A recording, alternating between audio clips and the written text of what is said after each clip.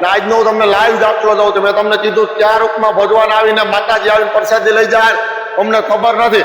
આજે અમે જે ભૂંદરા બટેટાની પ્રસાદીનો થાળ અમારા માતાજીનો ફોટો હોય રાજલ વેજલનો ત્યાં અમે જોયું તો ગાય માતા ઓટોમેટિક આવીને એમાં બટેટા અને સૂકી ભાજી અને ભૂંદરા ખાઈને ગ્રહણ કરીને ગયા. ક્યાં રૂપમાં માતાજી આવ્યા ખબર ન પડી.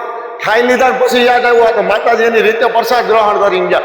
આનાથી વિશેષ માતાજીના શું આશીર્વાદ હોય? ભક્તિ ભોજન અને ભાવનું ત્રિવેણી સંગમ એટલે ગિરનાર. આ તો સાધુ સંતો હોય ને ક્યાં રૂપમાં ભગવાન આવે કઈ ખબર ન પડે. તો પ્રેમથી બોલો જય ગિરનાર ગિરનાર.